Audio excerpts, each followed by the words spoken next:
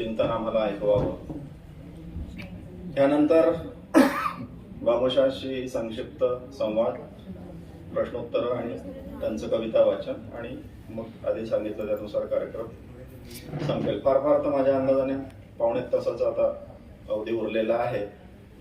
तर कृपया सहकार्य करा आणि जे असतील त्यांनी कृपया हॉलमध्ये येऊन बसा. डहाके सरांना विनंती आहे की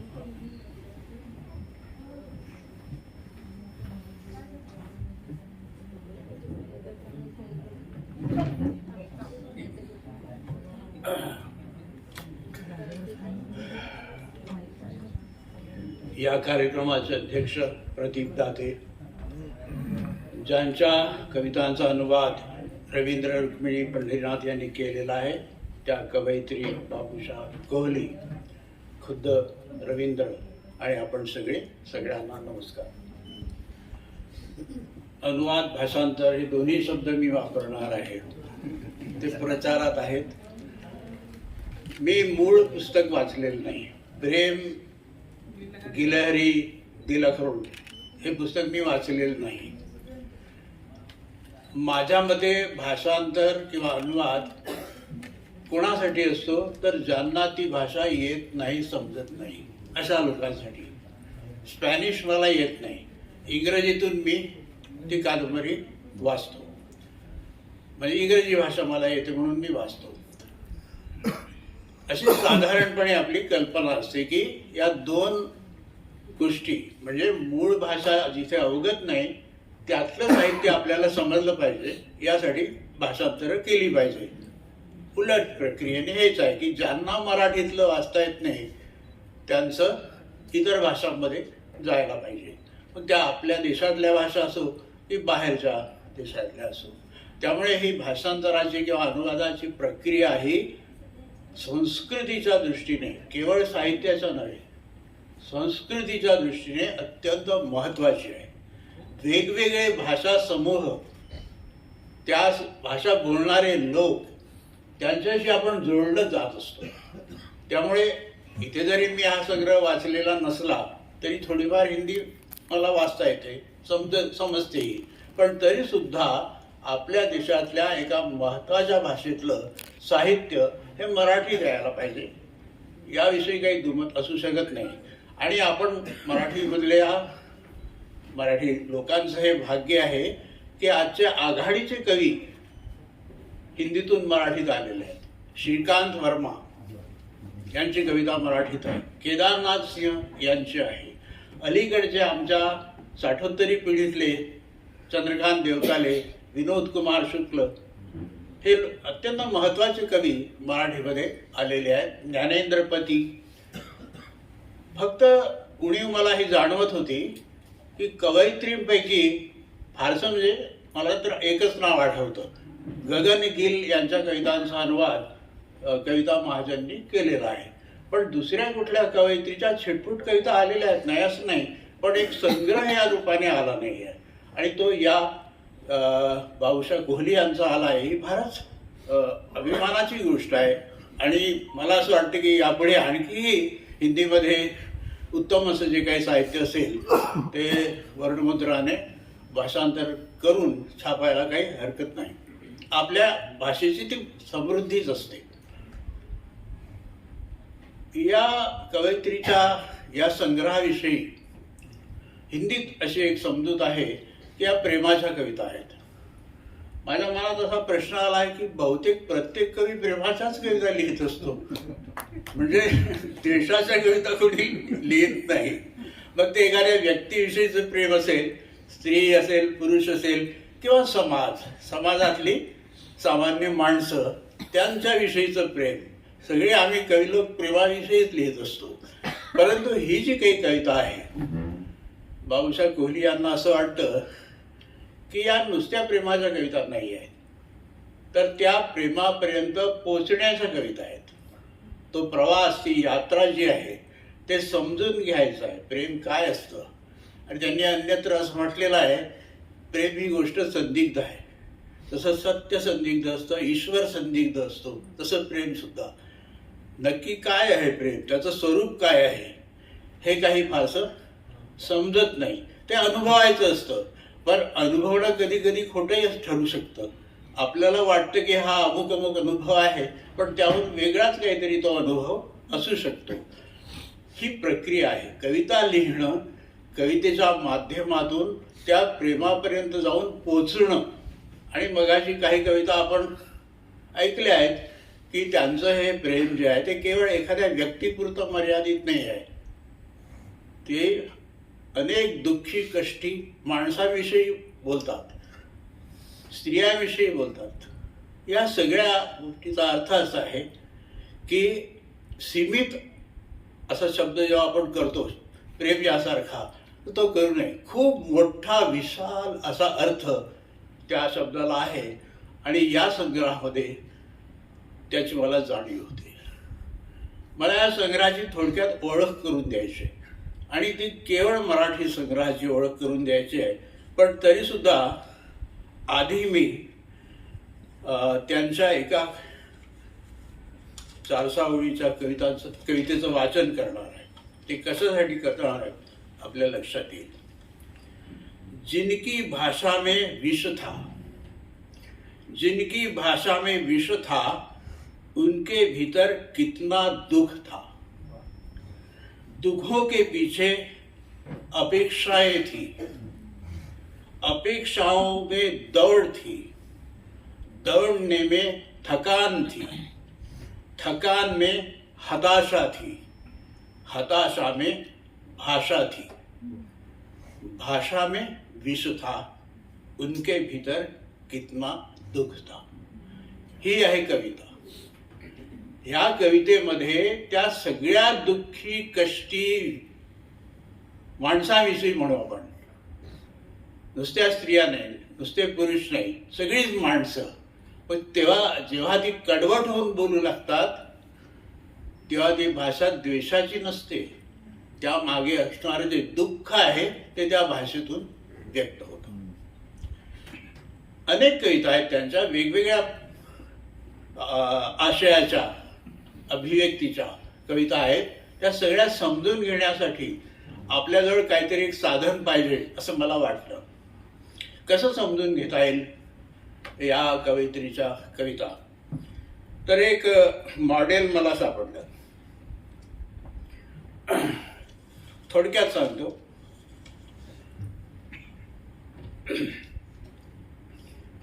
तर शर्ले आणि एडविन आर्डनर या दोन लोकांनी ते एक मॉडेल शोधून काढलं. त्यांच्या मते समाजामध्ये एक वर्चस्व म्हणजे डॉमिनंट ग्रुप असतो आणि दुसरा मूक स्तब्ध म्युटेड असा ग्रुप असतो कुठल्याही समाजात. आणि वर्चस्वी जो समूह असतो तो नेहमी या म्युटेड मूकस्तब्ध समूहाला दाबत असतो. म्हणजे त्याची अभिव्यक्ती तो दाबून टाकतो, त्याचा उच्चार करणं तो नाहीसं करतो. वास्तविक स्थिती अशी आहे याच्यामध्ये, या दोन लोकांच्या मध्ये एक आकृती त्यांनी काढली, एक वर्तुळ काढलं आणि त्या वर्तुळाच्या पलीकडे एक दुसरं वर्तुळ, म्हणजे या वर्तुळाला छेदणारं असं दुसरं वर्तुळ. म्हणजे इकडे एक थोडाशी एक कोर आहे आणि दुसरीकडे एक कोर आहे. तर हा क्ष इकडे आहे डावीकडे, ते वर्चस्वी, आणि इकडे य आहे ते मूकस्तब्ध. तर या लोकांनी इतकं सुंदर ती संकल्पना आहे की ही जी इकडची उजवीकडची जी कोर आहे ती नो मॅन्स लँड आहे. पुरुषाच्या पूर्णपणे क्षेत्राच्या बाहेरचं असं ते क्षेत्र आहे. आणि इकडे काय आहे की पुरुषांचा जो अनुभव विश्व आहे ते स्त्रियांना परिचित होणारच आहे संपूर्णपणे. एक कोर आहे, त्यात वेगळे काही नाहीच आहे.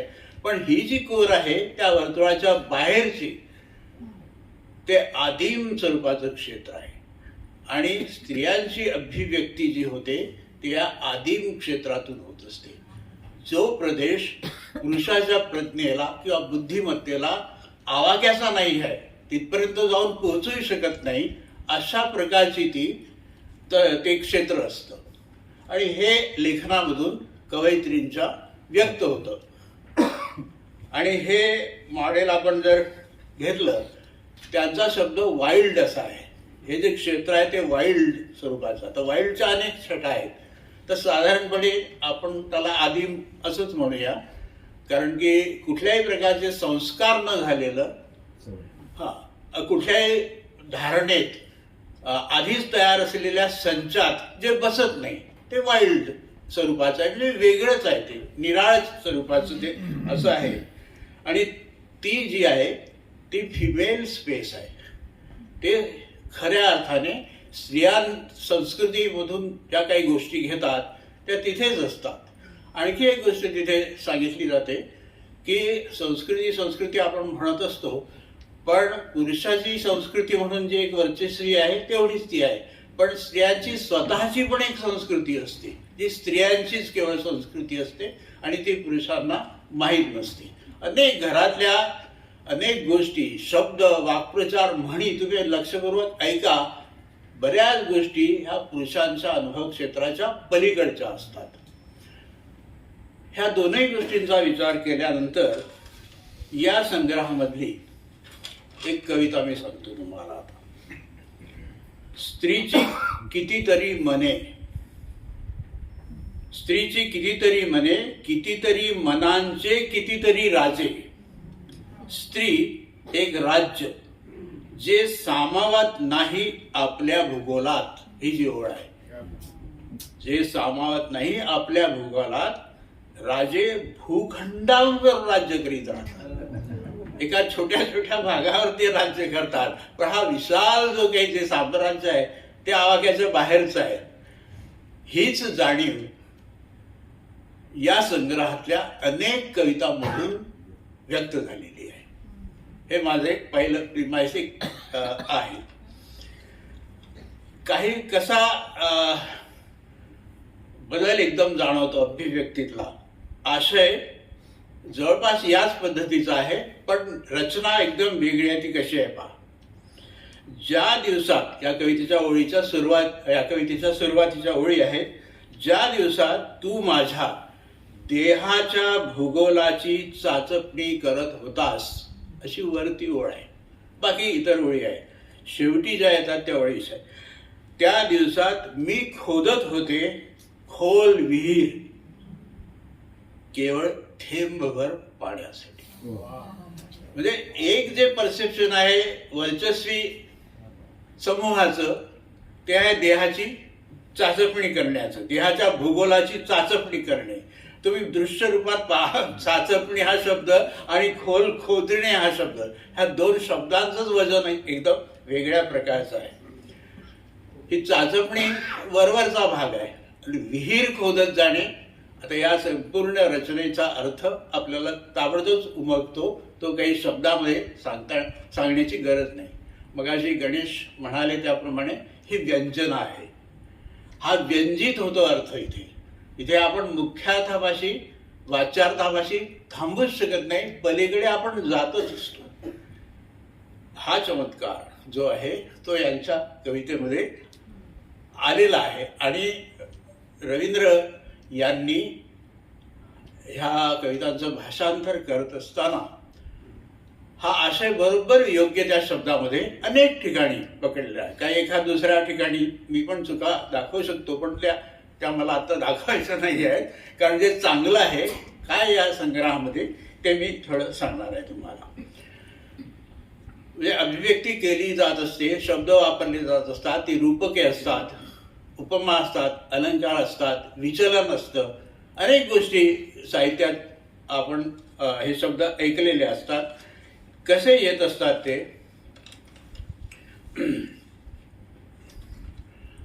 या कवयित्रीने सुरुवातीच्या कवितेत, मराठी कविता संग्रह जो आहे, वाचकांना आणि टीकाकारांना सुद्धा एक इशारा दिला आहे. तो इशारा काय आहे पहा. नका शोधू मला शब्दात, मात्रा पूर्ण नाहीत माझ्या. आता या कवयित्रीची भाषाही तुमच्या हळूहळू लक्षात येईल. भाषेतल्या म्हणजे व्याकरणातल्या काही संकल्पना इथे आलेल्या आहेत. नका शोधू मला शब्दात, मात्रा पूर्ण नाहीत माझ्या, व्याकरणासाठी आव्हान आहे मी. म्हटलं तर ही एक प्रेम कविता आहे, एखाद्या स्त्रीविषयीचं मनोगत आहे, स्त्रीचं मनोगत आहे. म्हटलं तर ही कवितेविषयीची कविता आहे. आणि अंतिमतः आपण असं घेऊया की ही कवितेविषयीचीच कविता आहे. व्याकरणासाठी आव्हान आहे मला शोधायला जाल तर मूठभर माती येईल हातात, माझ्यात विसर्जित व्हाल तर आकाश येईल मिठीत. ही कवितेविषयीची कविता आहे. म्हणजे या कवयित्रीने आपल्या कवितेकडे कसं पाहायचं आहे हे आधीच सांगितलेलं आहे आपल्याला. हे जर आपण ओलांडून पुढे गेलो तर आपल्या हाती माती जर दुसरं काही येणार नाही. म्हणजे असं ही पद्धती आपल्या भारतीय कळत नकळत काही परंपरा आपल्यापर्यंत जाऊन पोचतातच. आपल्या कवितेकडे कसं पाहायचं असतं हे कवी आपण होऊन सांगूनच टाकतो. त्याला ते राहत नाही, तो सांगतोच ते.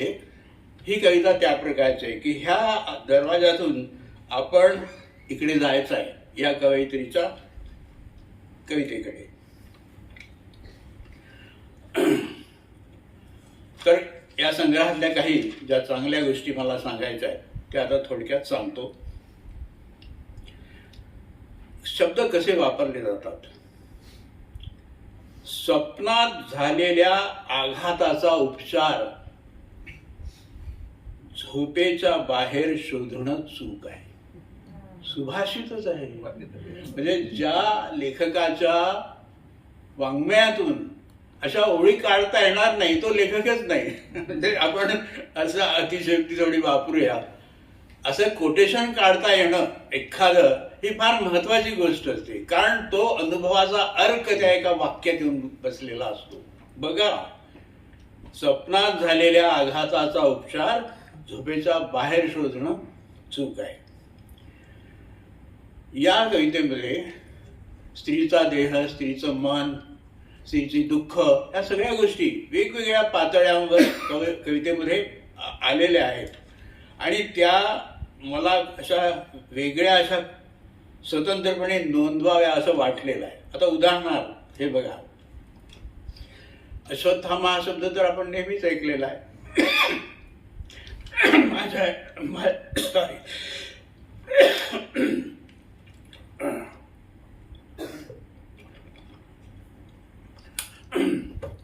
माझ्या एका कवितेमध्ये अश्वत्थामा हा शब्द आलेला आहे. पण या कवित्रीने कसा वापरलाय पहा. संवेदनांच्या ह्या जखमा ज्या कधी भरत नाहीत. प्रेमाचेही अश्वत्थामा असतात जे कधी मरत नाही. हा अश्वत्थामा आपल्याला परिचयाचे मिथक जे आहे ते अशा पद्धतीनं वापरलं आहे. मी तरी या प्रकारचं काही वाचलेलं नाही आहे. विलक्षण सुंदर असं ते झालेलं आहे. आणखी या कवयित्रीला काय काय ऐकू येतं बघा. कोण म्हणतं मासळ्यांचा आवाज होत नाही. म्हणजे मासे तरंगत असतात, आवाज आपल्याला ऐकू येत नाही. कोण म्हणतं मासळ्यांचा आवाज होत नाही. मासळ्यांच्या पापण्यात गुंतले आहेत हुंदके. काय एक्सप्रेशन आहे बघा तुम्ही. म्हणजे ही जी जाणीव आहे या कवयित्रीची कशी सूक्ष्म संवेदनशील आहे. त्या मुक्या मासळ्या ज्या आपल्याला आवाज ऐकू येत नाही त्यांचा आवाज त्यांना ऐकू येतो. काही कवितांमध्ये एक स्वतंत्रपणे मिथक अशी आलेली आहेत. या कवितेमध्ये अनेक ठिकाणी आहे. थोडा थोडा मिथकाचा अंश म्हणूया किंवा मिथक सदृश अशी रचना देखील आहे. आता एक 8वा दिवस नावाची कविता आहे. ती मुळामध्ये आपण वाचायला पाहिजे. फार सुंदर कविता आहे. त्यातल्या काही ओळी मी तुम्हाला सांगतो. म्हणजे मी भाषेकडे मी कसं पाहतो यांच्या रवींद्र यांनी जे मराठीत केलेलं आहे. त्या दिवशी खोलीत अंग भाजून काढणारं ऊन होतं. हे पहिली ओळ लक्षात. त्या दिवशी खोलीत मात्र सडकांवर धुक्याच्या शुभ्र जंगलाशिवाय आणखी काहीच नव्हतं. विरोध आहे. एकीकडे खोलीमध्ये अंग भाजून काढणारं ऊन आहे तर बाहेर धुक्याचं शुभ्र जंगल आहे. धुकं आणि शुभ्र जंगल हे दोन शब्द कसे एकत्र आलेले आहेत. नंतर ही आता एक रचनेची म्हणून खूण म्हणून सांगतो तुम्हाला. पहा, अज्ञात पत्त्यावरून आलेलं एक पत्र उशीखाली येऊन गुपचूप झोपलेलं होतं. अज्ञात पत्त्यावरून आलेलं एक पत्र उशीखाली येऊन गुपचूप, म्हणजे पत्र ते उशीखाली आलेलं नाही, सांगण्याची, हे विचलन म्हणतात त्याला, की सांगण्याची एक सरळ पद्धती असते, त्याऐवजी वेगळी अशी ही रचना आहे. त्यामुळे नंतर शहरातील सारी घड्याळ जणू महुआ खाऊन मत्त झाली होती. हे तर फारच सुंदर एक्सप्रेशन आहे, नाही का? आपली घड्याळ बंद पडली होती किंवा झिंगत होती असं न म्हणता महुआ खाऊन मत्त झाली होती. कोणीतरी, आता नेहमी येणारा जो कावळा येतो या कवितेत कसा येतो, कोणीतरी येणार असा भ्रम निर्माण करणारा कावळा. भ्रम निर्माण करणारा हा वेगळा शब्द या कवयित्रीने टाकलेला आहे. कावळा आला की पाहुणा येणार, कवयित्री सांगते की नाही, भ्रम निर्माण करणारा कावळा. त्या दिवशीही छतावर येऊन बसला होता की पूर्वेकडून आलेला एक विषारी बाण त्याच्या काळजात घुसला. म्हणजे वेगवेगळ्या मिथकांचा, समजुतींचा, संकेतांचा, वेगवेगळ्या वाङ्मयीन कृतींचा सहजगत्या या कवितेत कसा आढळ होतो हे मी पाहत होतो, आणि त्यातून अशा बऱ्याच गोष्टी मला सापडत गेल्या. आणखी काही तुम्हाला सांगतो.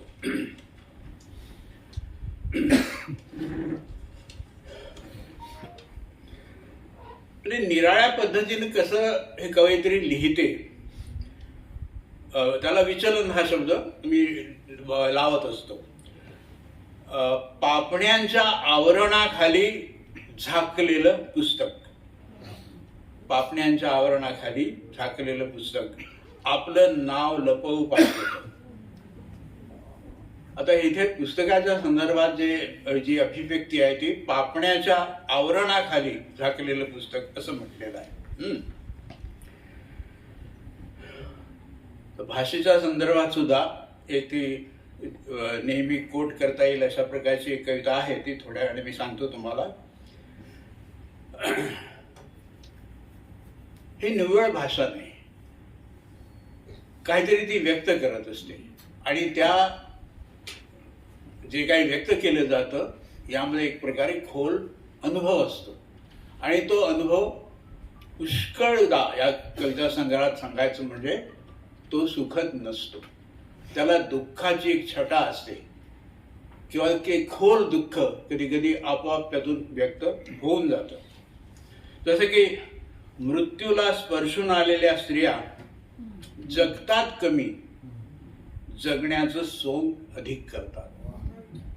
ह्या सगळ्या अशा रचना आहेत की ज्या ओळी आपल्याला नेहमी पाठ व्हाव्या आणि असं कुठेही उद्धृत कराव्या इतक्या त्या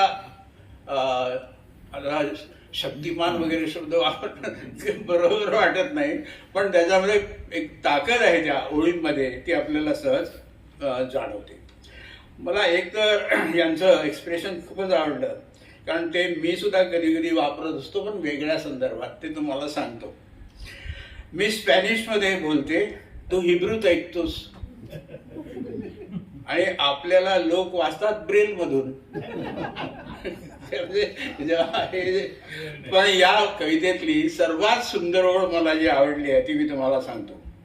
माझ्या लाडक्या बहिऱ्या विथोवन, तू रचलेली जादुई सिम्फनी आहे मी.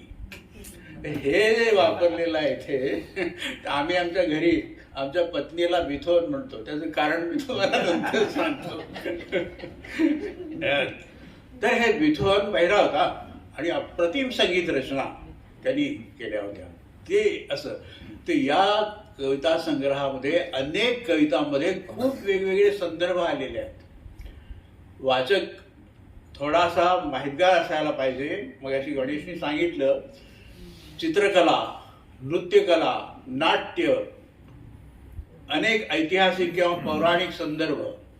आता लास्ट किस, गुस्तावचा लास्ट किस म्हणजे कोण, तर गुस्ताव क्लिम्ट नावाच्या चित्रकाराने जे चित्र काढलेलं आहे द लास्ट किस ते. पण मला सुद्धा एक संदर्भ कळला नाही इजा ही कोण? नृत्य. इजा इजा नृत्यांगना. हा? नृत्यांगना, डान्सर. नृत्यांगणा. अच्छा. इजाबेल. नाव काय सांगितलं? इजाडोरा. इजाडोरा हा, मला तेच वाटलं इसाडवरा डंकनच असणार, फक्त ते हिंदीमध्ये इजा असं. इजा के नृत्य में. हा इसार, हा मी तेच म्हटलं की इसार डंकनच असणार ही. तर असे हे संदर्भ या संग्रहातल्या कवितांमध्ये अनेक ठिकाणी आहेत आणि त्या संदर्भामुळे अर्थाचा अवकाश जो आहे तो अधिक विकसित व्यापक होत जातो. कारण हे सगळे संदर्भ सांस्कृतिक संदर्भ आहेत एवढंच नाही, ते आपल्या जगण्याशी संबंध त्याचा. तर मजाचा त्यात उल्लेख आहे याच काही ओळींमध्ये. तर हे सगळे संदर्भ बिथोन सारखे जे आलेले आहेत ते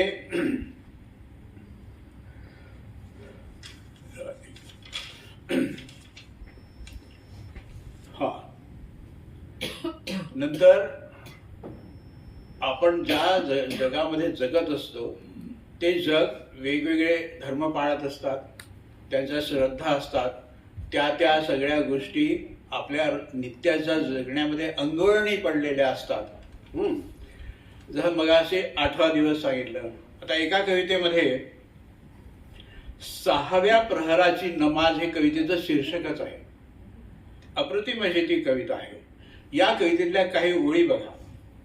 माझ्या हाताच्या रेषा मी पाण्याच्या धारेखाली वाहू देऊ शकते. ही संकल्पना कशी आहे. काळ्या पाण्यापर्यंत जाणाऱ्या सडकेवर चालू शकते. माझे सारे नमाज त्याच्या डोळ्यांच्या नावाने अर्पण करायची माझी इच्छा आहे.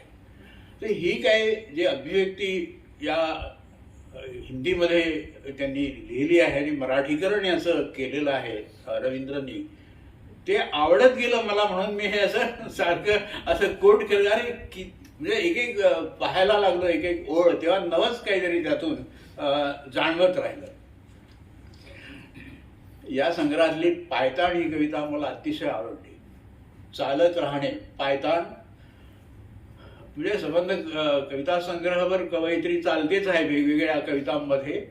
आणि हे पायताण जे आहे त्यामध्ये एक मिथकही आहे की एक जो बौद्ध साधू होता तो वाहन घालत नसेल, म्हणजे चालतच आलेला आहे, म्हणजे त्याची पावलं हीच वाहन आहे. पायताण हे पाय हेच पायताण आहे अशा अर्थाचं ते होतं. तर या कवयित्रीने सांगितलं आहे की चालणं ही माझी व्यवस्था आहे. माझ्या पायताणांच्या विरलेल्या टाचा माझ्या जिजीविषयीचा पुरावा. मला हे कविता वाचता वाचता व्हॅन गॉगचे ते फाटलेले जोडे आठवले आणि त्यामध्ये एक छोटासा लेखही पूर्वी लिहिला होता की यातून काय दिसतं, व्हॅन गॉगचं चालणं दिसतं या फाटलेल्या जोड्यातून. तर ते अभिव्यक्ती इथे यांची जी आहे की माझ्या पायताणांच्या विरलेल्या टाचा माझ्या जिजीविषयीचा पुरावा आहे. जगण्याची जी अत्यंत उत्कट इच्छा आहे त्याचा तो पुरावा आहे. सामाजिक भान असं आपण म्हणतो आणि कवितेत ते यायला पाहिजे, येत असतं, पण ते किती सहजगत्या येत असतं. तर एक जे भयानक कांड होऊन गेलं आपल्या देशात दिल्लीमध्ये शहरामध्ये, त्या संदर्भाची असं आजपर्यंत पोचणारी कविता त्यांनी लिहिली आहे आणि ती विपरीत लिहिली आहे. विचलन, संपूर्ण कविता जी आहे ती ते विचलनाचं उदाहरण आहे. ते मौन आणि मूक राहण्यावर, कोणीही बोलत नाही याविषयी, अत्याचाराच्या संदर्भात, बलात्कार, हिंसाचार जो आहे ते निर्घृणपणे विटंबना करणं आहे, याबद्दल लोक गप्प राहतात, यावर एक प्रकारे आसूड ओढणारी अशी ती सजा या नावाची कविता आहे. मी ती वाचून दाखवत नाही, नंतर तुम्ही मुलाखतीमध्ये ती वाचून दाखवा.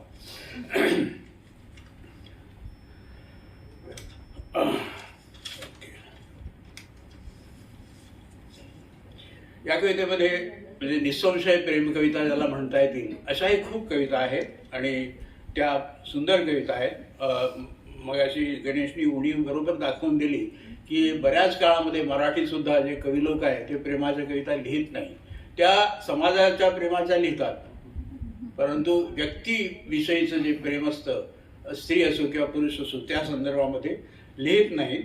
परंतु या कविता संग्रहामध्ये अशा सुंदर कविता आहेत आणि त्यातलं एक्सप्रेशन फक्त मी थोडंसं तुम्हाला सांगतो. प्रेमाचे 7 सूर ही फार सुंदर कविता आहे. ओळी बघा. पहिले 7 फेरे तू उपसर्गाप्रमाणे चल. म्हणजे समोर, तू समोर राहा. उपसर्ग येतो ना, शहाणा माणूस यासारखा जेव्हा आपण म्हणतो पंतप्रधान, हे सगळे आधी जे शब्दाचे येतात वैशिष्ट्य काही दाखवणारे, तर उपसर्गाप्रमाणे चल. दुसरे 7 फेरे प्रत्ययासारखा, प्रत्यय जोडणार आणि एखाद्या समानार्थी शब्दासारखा राहा आयुष्यभर.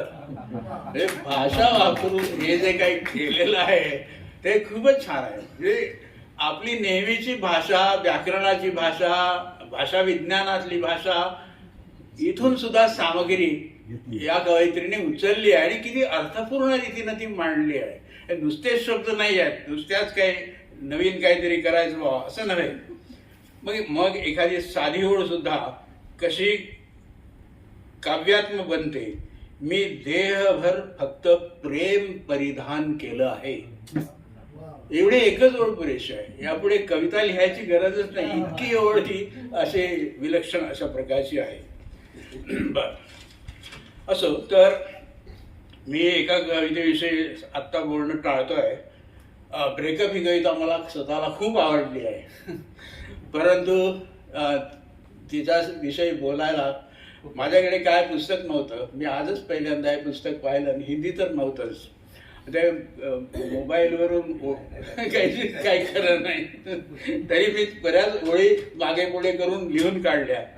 असं शेवटी फक्त एका कवितेविषयी सांगायचं आहे की या कवयित्रीला मग अशी मृत्यूपत्र कविता ऐकली आहे आपण, आणि काय वाटतं जगातल्या लोकांच्या संदर्भात या कवयित्रीला ते व्यक्त झालेलंच आहे. पण या संग्रहातली जी शेवटची कविता आहे त्यामध्ये पृथ्वीला उद्देशून या कवयित्रीने म्हटलं आहे, आणखी थोडी विस्तृत हो आणि मनुष्यतेसाठी शांतीचे एक शुभ्र फूल फुलण्यासाठी जागा दे. ही कामना केली आहे, ही प्रार्थना एक प्रकारची पृथ्वीला केलेली. ही प्रार्थना आपल्यालाही करावीशी वाटते, कारण आता या पृथ्वीवर शुभ्र फूल उमलण्यासाठी जागा दिसत नाही आहे. जी उगवत आहेत ती फुलं वेगळीच आहेत, वेगळ्याच गंधाची, विषारी अशा स्वरूपाची, पण एक शुभ्र फूल, शांती देणारं फूल हे या संग्रहाच्या, मराठी संग्रहाच्या शेवटी ही कविता दिलेली आहे. थोडक्यात अधिक पुष्कळ बोलता येण्यासारखं आहे, परंतु मी आता इथे थांबतो आणि कधीतरी मी ब्रेकअप विषयी नक्की जरूर लिहीन. नमस्कार.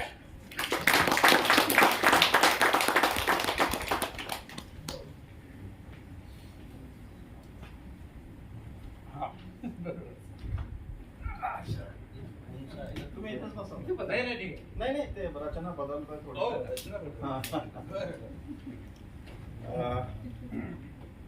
हे सगळं प्रेमाच्या गोष्टी सुरू आहे आणि अध्यक्षाला त्याचं स्थान सोड असं म्हणता येत नाही, पण प्रेमाने म्हणतोय त्यामुळे ते ऐकतील. पुढचं जे आहे संवाद साधायचा आहे तर रवींद्रजी तिकडे बसतील आणि प्रदीपजींनी थोडं एक खुर्ची इकडे. कार्यक्रमाचा आता मी अशी विनंती करतो की मोजके नेमके प्रश्न रवींद्रजींनी विचारावेत. बाबूशाहला कविता वाचायच्या आहेत. बाबूशाह आप अगर समय को मानती हो तो 2 कविताएं पढ़ो, नहीं मानती हो तो कितनी भी पढ़ो, तो वो आप पे है. डहाके जी ने जो अभी बोला, हम हमारे घर में बिथोवन मैं मेरे पत्नी को कहता हूँ, लेकिन मैंने जो मैंने गणेश ने हम सब लोगों ने जो देखा है उनका घर, तो सही अर्थ में बिथोवन ढाके जी है। उनके जैसा बिथोवन नहीं है। और यहाँ पे जो मौजूद पति लोग हैं सब, उनको मैं कहता हूँ कि बिथोवन बनो और खुश सुखी हो जाओगे। तो उनको जो पहचानते उनको मालूम है कितने अच्छे बिथोवन हैं। तो मैं भी कोशिश करता हूँ, मेरे घर में मैं भी बिथोवन हूँ। आप रविंद्र जी। नमस्कार बाबूशाह, मुझे पता नहीं कि क्या पूछना है। मुझे भी पता नहीं कि क्या बताना है।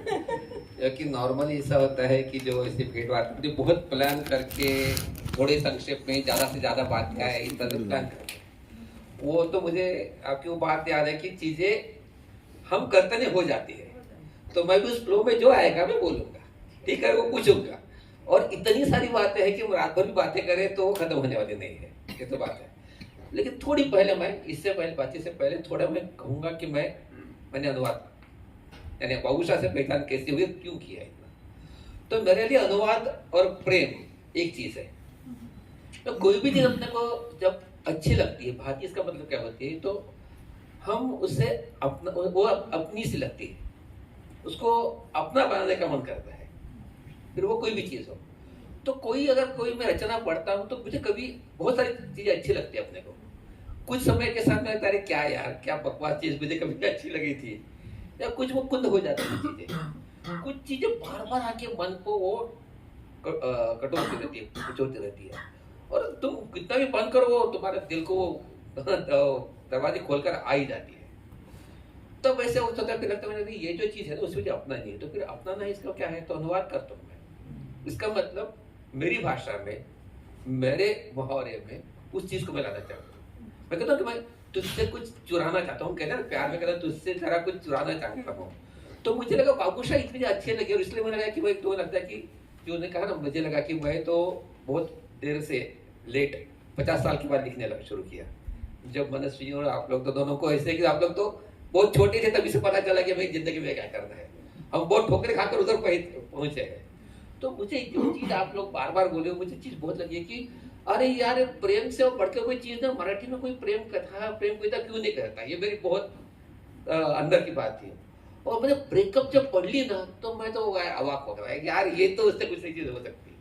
तब मैंने कहा कि इसको मेरी भाषा में लाना है, मेरी मुहावरे में लाना है, मुझे अपनाने का वो एक रास्ता होता है। तो वहां से यात्रा शुरू होगी, वो जो फिर किताब हाथ में आई, बड़ी मुश्किल से आई, और जैसा भी गणेश ने कहा बहुत सारी खामियां हैं। मुझे मालूम है कि यहाँ पर नहीं, मैं रुक गया हूँ वहां पे, उसके आगे दस्तक या थक जाता हूँ, मुझे ना थकने वाली बात है। तो ये जो बात मैं पहले यहाँ से शुरू करूंगा कि इतने सारे संदर्भ, पूरे दुनिया भर के सांस्कृतिक संदर्भ से लेके ये सब चीजें इतनी छोटी आयु में वो सब कहाँ से आ गई। यानी एक तो इतना जो है पूरा वैश्विक भान, उसके साथ साथ परंपरा से जुड़ा रहना। इसलिए मैंने मराठी में जो कह रहा हूँ ना मैं, तो मराठी में ये चीज मुझे मिलती नहीं कि परंपरा से जुड़े रहने के साथ साथ वैश्विकता को प्रकट करना। तो ये चीज कहाँ से आई, उसकी शुरुआत में ऐसे कहूंगा कि बहुत छोटी उम्र में आपने लिखना शुरू कर दिया। वहां से लेकर मैं कवि हूँ यह एहसास और ये एक अपने अंदर की चेतना होना, वो प्रयास, वो अगर सब बताएंगे तो फिर उसके आगे हम जा सकते कि कहाँ से आगे आगे की बात है। मुझे तो आज तक नहीं पता है कि मैं कवि हूँ। बचपन से लिखाई चल रही थी। मेरे घर में ऐसा साहित्यिक वातावरण नहीं है, लेकिन एक आज़ाद ख्याल वातावरण ज़रूर है।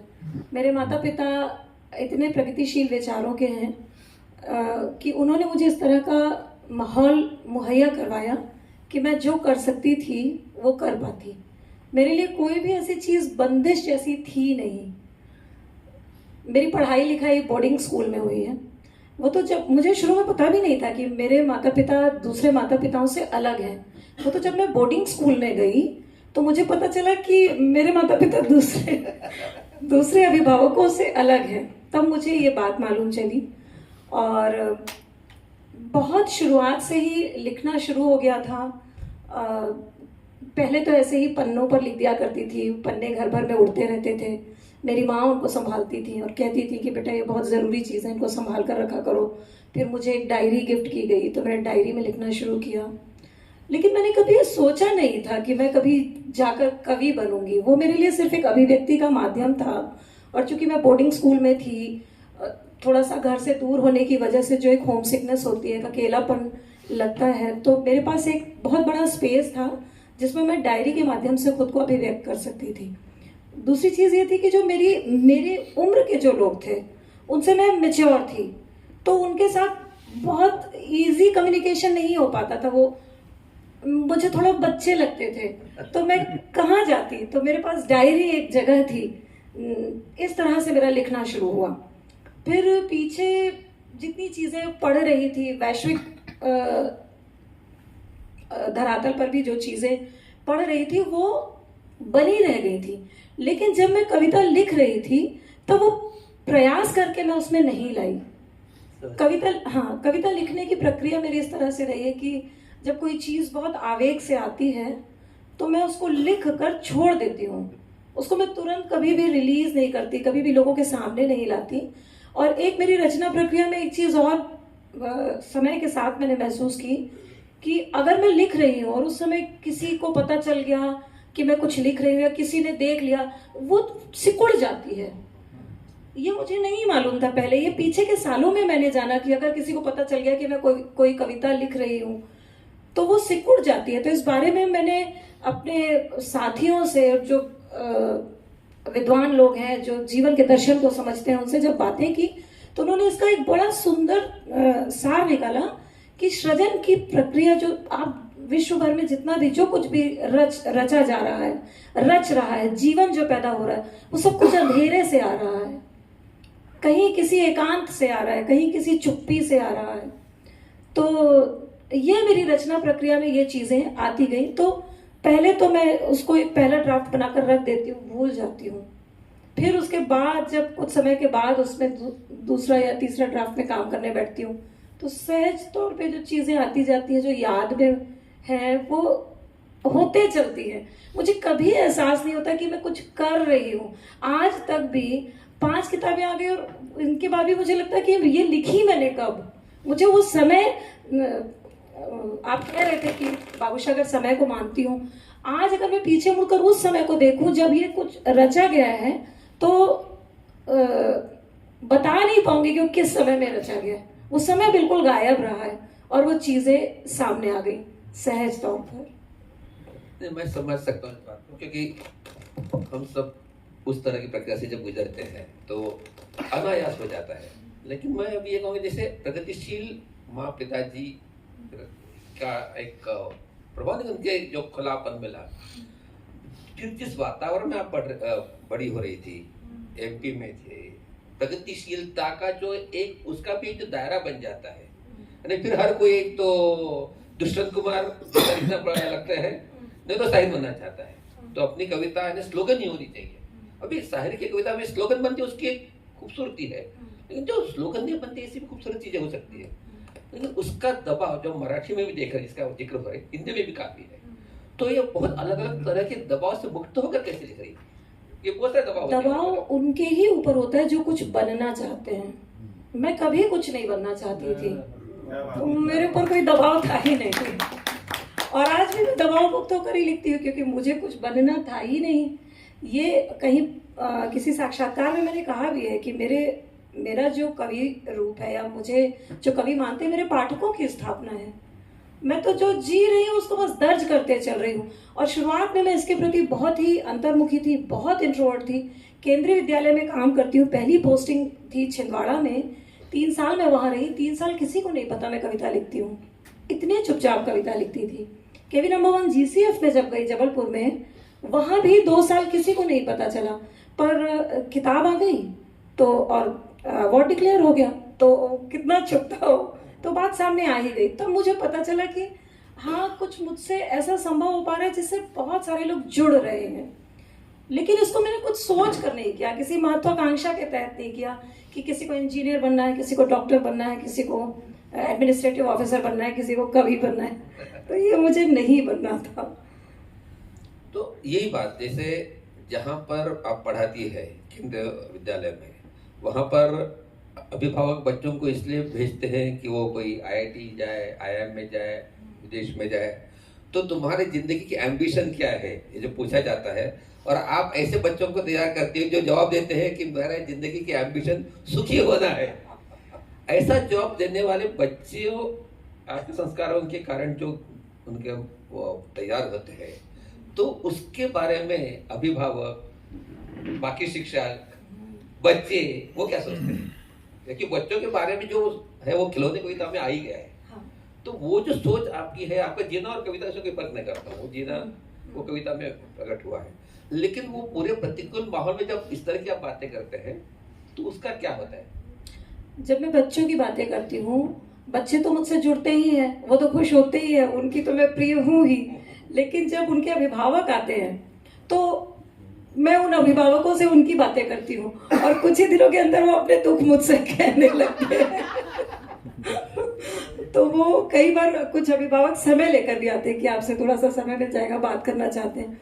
तो अभी तक ऐसा ही रहा है कि उन्होंने इस बात को जितने, क्योंकि एक बड़ा स्कूल है केवी नंबर 1 GCF, बहुत सारे विद्यार्थी हैं, लगभग 3000 के करीब वहाँ पर विद्यार्थी हैं, और हर सेशन में मुझे कोई 350-400 विद्यार्थियों से नियमित इंटरैक्ट करने का मौका मिलता है।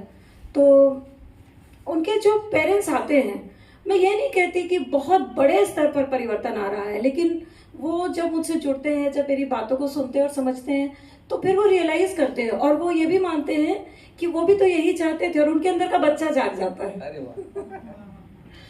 तो अभी तक बहुत ही स्वागत योग्य रहा है उनकी तरफ से मेरे लिए वातावरण। और ये बड़ी अचरज की बात है कि मैं कई बार सिस्टम के लिए बड़ी चुनौतीपूर्ण बातें करती हूँ, लेकिन अभी तक बहुत अचरज है मुझे कि सिस्टम मेरे लिए बहुत सपोर्टिव रहा है, मेरे अथॉरिटीज मेरे, और इसीलिए मैं कहती हूँ कि मैं तो कुछ नहीं करती, अपने आप सब कैसे होते चला जाता है। कल से बोर्ड एग्जाम शुरू हो रहे हैं, मेरे प्रिंसिपल ने मुझे एक दिन की छुट्टी दी कि तुम जाओ नागपुर, जबकि मेरा वहाँ होना बहुत जरूरी था। स्टाफ के लोग बहुत सपोर्टिव है, उनको बहुत खुशी मिलती है कि, और वो खुद भी जुड़ते हैं मेरी बातों से। तो मुझे जैसे आज ही मैं सुबह बात कर रही थी कि जब कोई फूल खिलता है तो ये अकेला उसका होना नहीं है, वो पूरा वातावरण, वो मिट्टी, वो हवा, वो जलवायु, हर कुछ काम करता है। और मेरे इर्द गिर्द सारे लोग ऐसे हैं, एक जैसे किसी अज्ञात शक्ति ने एक गोटी जमा दी हो कि वो इसके भीतर जो कुछ भी वो प्रकट हो और उसके लिए पूरा वातावरण तैयार हो जाए। तो इस तरह से चीजें अभी तक चलती चली आ रही हैं। ये जो अज्ञात शक्ति वाला है मामला, वो बड़ा पेचीदा मामला है। तो उससे बहुत कविताओं में वो जो उसका है रिश्ता आपका, वो बहुत अलग अलग रूप से आता है। लोग तो कभी उसके तो पूजा प्रार्थना करने में, उससे मिलने के लिए लोग तड़पते रहते हैं, और आप तो लिखती है कि मैं उसके पीठ पर बैठ के भुट्टे खाओ। तो ये जो है, ये जो रिश्ता बनता रहा है, क्योंकि बहुत उसके अंदर घुमाव, उसके बारे में कुछ बोलेगा, क्योंकि बहुत इंटरेस्टिंग है। क्योंकि आज के दौर में मैं कहूँगा कि जो फेमिनिज्म पार करके गई है, हाँ, क्योंकि फेमिनिज्म की बहुत आगे की बात आप कर रही हो, तो आज सब बातें, इतनी सारी विषाक्त माहौल हो गया है, सब कुछ हो गया है, बहुत लगता है लोग बहुत निराश हो गए, लोग हतोत्साहित हो गए हैं। ऐसे वक्त में अब बहुत ही पॉजिटिव रही है, और उसके पीछे ये कारण है कि आप जो मानती है कि भाई मैं तो नहीं कर रही हूँ, कोई करवा रहा है। तो यह जो है ना, आज के जमाने सोचने वाला व्यक्ति, तो वहां पर जैसे मैं और शायद गणेश है, कि हम कहते कि भैया हम इस तरफ लगे खड़े हैं कि शायद हमें उस तरफ होते ना, उसमें अगर किसी विश्वास होता तो अच्छा लगता है, लेकिन नहीं है, क्या करें। तो वो जो प्रोसेस है हमें बड़ा इंटरेस्टिंग लगती है कि आप लोगों ने इतनी गंभीरता से मुझे पढ़ा है, तो आपने पाया होगा कि मेरे उस अज्ञात शक्ति से बहुत झगड़े हैं। कहीं पर भी ऐसा नहीं मिलता, एक तुरंत ऐसा सरेंडर नहीं मिल जाता। सरेंडर मेरा प्रेम के प्रति है, लेकिन उस अज्ञात शक्ति के साथ बहुत सारे झगड़े हैं। तो कुछ अज्ञात जरूर है, जिसको, जैसे हिंदी में एक बहुत अच्छा शब्द है अज्ञेय। जैसे हम, साइंस ये मानता है कि हम, वो इस धारणा पर भरोसा करता है कि सब कुछ जाना जा सकता है, लेकिन थोड़ा सा हम विश्व भर के तरह तरह के धार्मिक दर्शनों के पार्श्व में जाएं तो हम पाएंगे कि हर जगह एक बात कही जाती है कि सब कुछ नहीं जाना जा सकता। तो जैसे कई लोग कहते हैं कि वो नास्तिक हैं, वो नास्तिक हो गए, तो नास्तिक कोई कब होता है? या तो वो सब कुछ जान चुका है और उसको मालूम है कि ईश्वर नहीं है।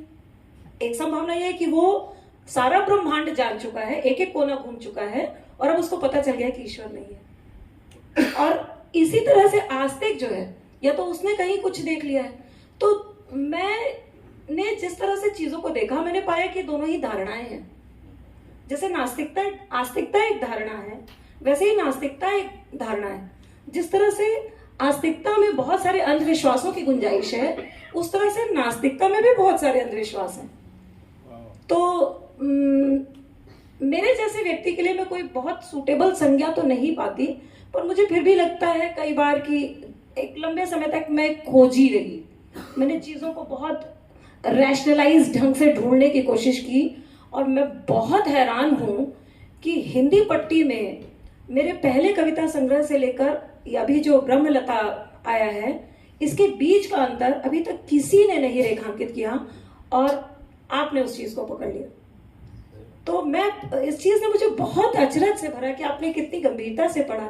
तो आपको पहले देखेंगे, पहले की का जो पहला संग्रह प्रेम की लहरी दिल अखरोट, उसमें कितना सारा अन्वेषण है, कितनी सारी खोज है, कितना सारा माथा पटकना है, कितना तर्क है और कितना खड़े रहने की इच्छा है कि नहीं जो है वो मेरे सामने आए।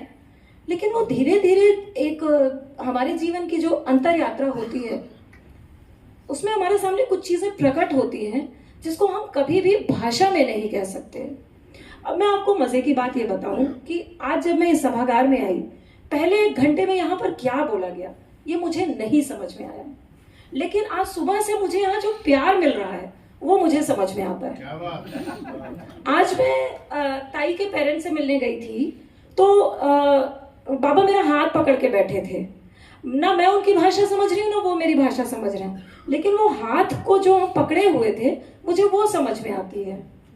अभी ढाके सर जब बोल रहे थे, मुझे मराठी की व्याकरणिकता का कोई पता नहीं है, लेकिन वो जो कुछ भी बोल रहे थे मुझे सब समझ में आ रहा था। तो ये सब आपको हैरान नहीं करता है? कितनी चमत्कृत कर देने वाली बातें हैं।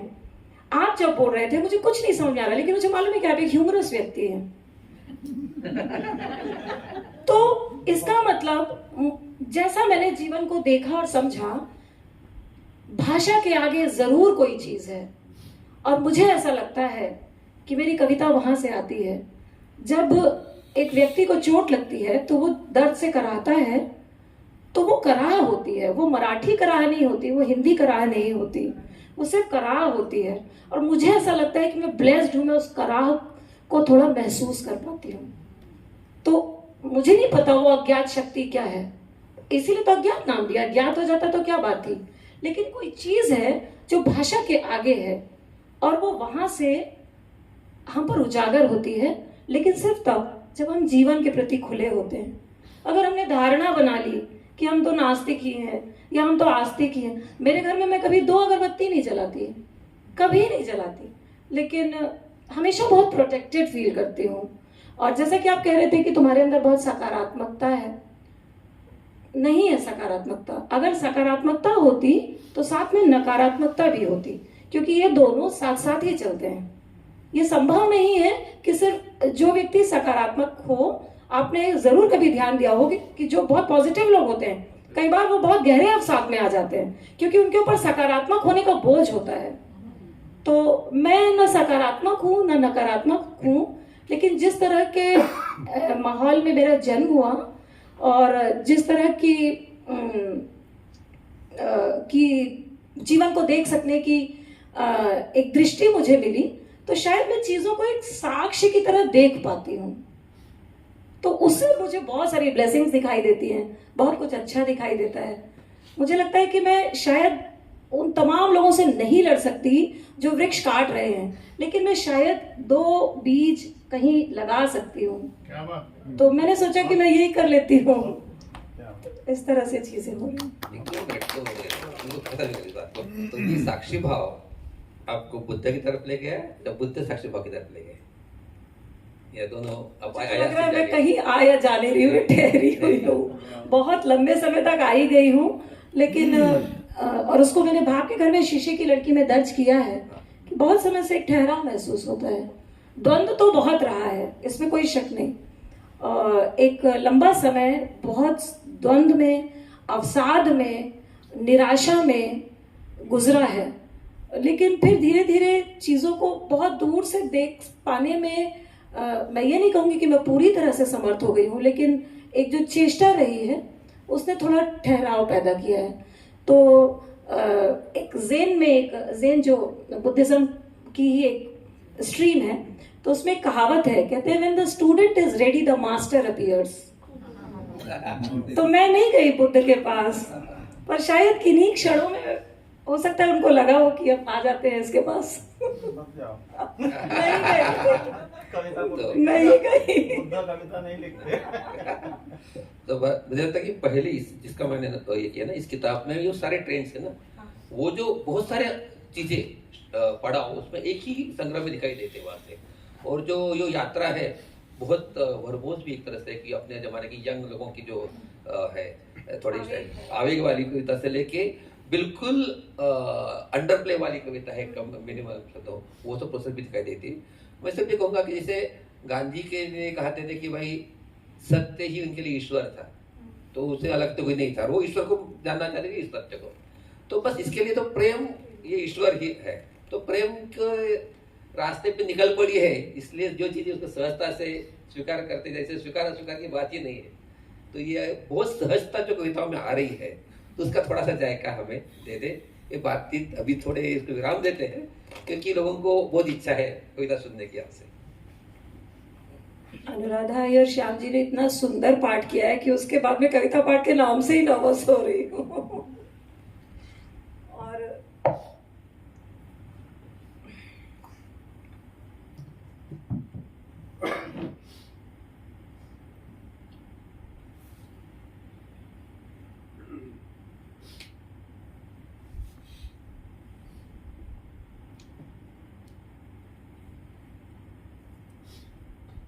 एक छोटी कविता सुना देती हूँ और एक मझोली।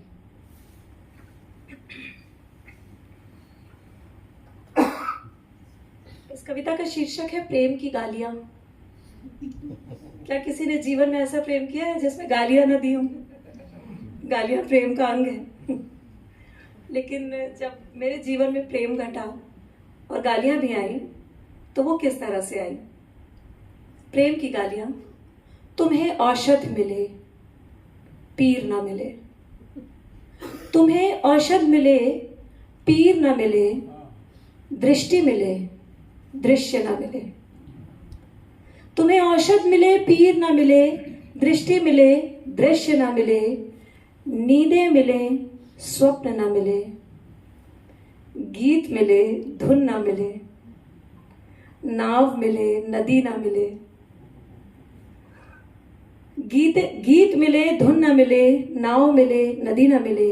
प्रिय, तुम पर प्रेम के 1000 कोड़े बरसे, तुम्हारी पीठ पर एक नीला निशान तक ना मिले।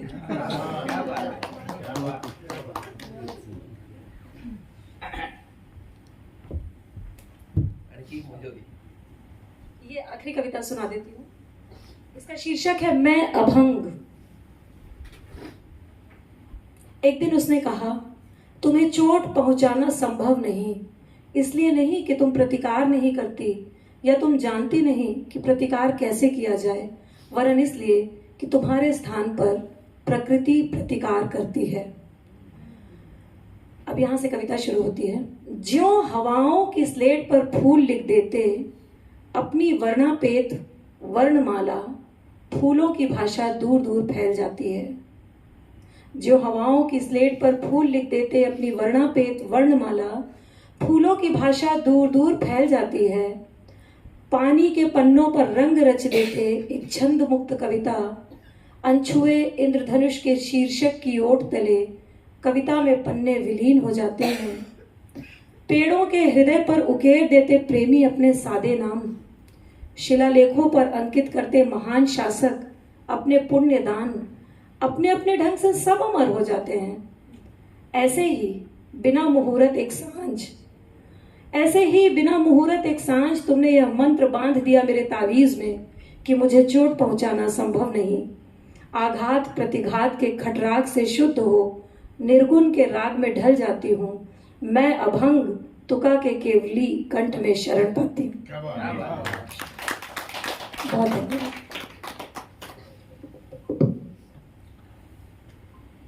बाबूशाह का ये सिलसिला चलते ही चलता चले, अशी स्थिती आहे। थांबावं वाटत नहीं, रुकना नहीं चाहते हैं, लेकिन परेशानियां अभी बाकी है। तो एक दो बातें कहता हूँ। प्रदीप जी शुभेच्छा पर बोलणार आहे, त्यानंतर कार्यक्रम संपेल। नियोजित जे काही मी सांगितलं त्याप्रमाणे आपापल्या मार्गांनी जावं। अभिषेकने थांबायचं, निखिल थांबणार आहे। बहुत रिलेट कर रहा हूँ मेरी कविता को आपकी कविता के बहुत नज़दीक पा रहा हूँ। ये बातें हम बाद में करेंगे। इतनी अच्छी नहीं है। डहाके जी मेरे कविता संग्रह के पहले अधिसत्ता के उसमें आए थे, और अभी जो सब ईश्वर और ये जो बातें चल रही थी, प्रकाशक मनोज पाठकच्या आधी कवी मनोज पाठकनी अधिसत्ता तसं म्हटलंय की ईश्वराशी जवळीक साधता आली नाही। आता त्याच्या आशीर्वादाच्या वशिल्याशिवाय अनाथ उपऱ्यासारखं त्याच्याच या जगात राहायचं आणि स्वतःचेच खांदे बळकट करून स्वतःच पलीकडे निघून जायचं। तर हे सगळं आहे जे काही बाबूशा बोलत होत्या की किती खूप गोष्टी आहेत सांगण्यासारख्या।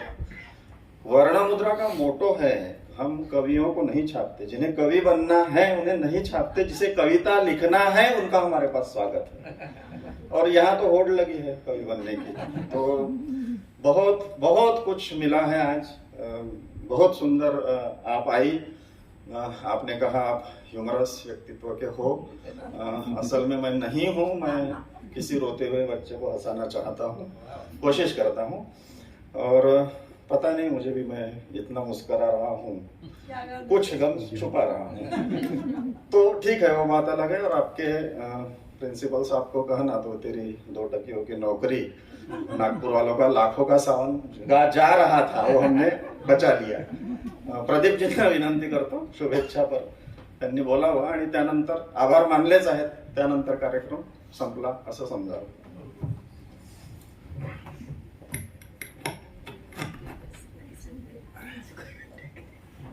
वर्णमुद्रा पब्लिशर्स, शेगाव आणि विदर्भ साहित्य संघ नागपूर यांच्या संयुक्त विद्यमाने आयोजित युवा ज्ञानपीठ पुरस्कार प्राप्त हिंदी भाषक कवी बाबूशाह कोहली यांच्या ईश्वर मला गुणगुणतो दीपरागासारखा हा जो मराठी अनुवाद या ठिकाणी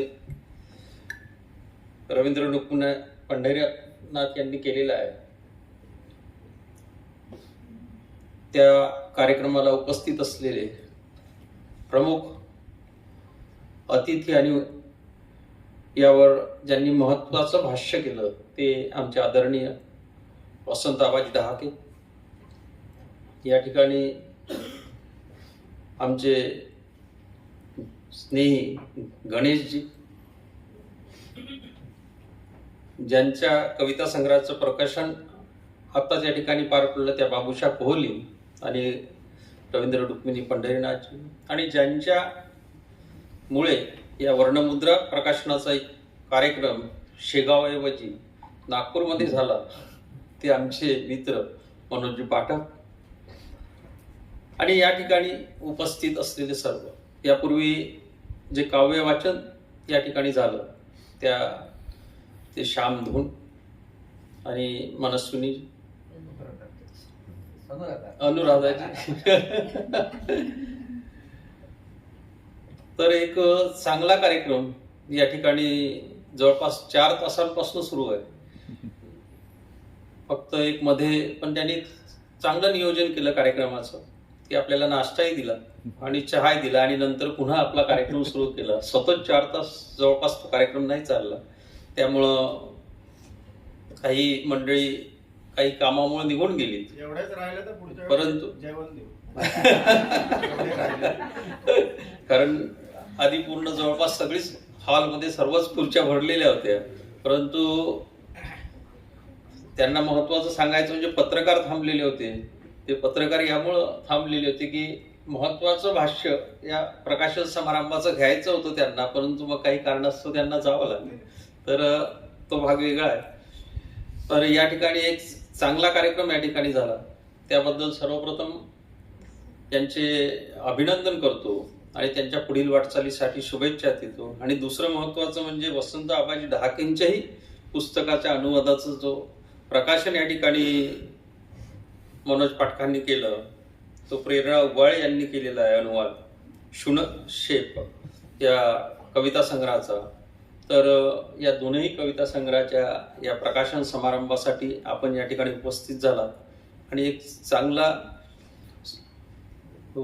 आनंद या प्रकाशन समारंभाच्या या कार्यक्रमाच्या माध्यमातून आपण घेतला. त्याबद्दल आपले पुनश्च आपणा सर्वांना शुभेच्छा देतो आणि थांबतो. जय हिंद.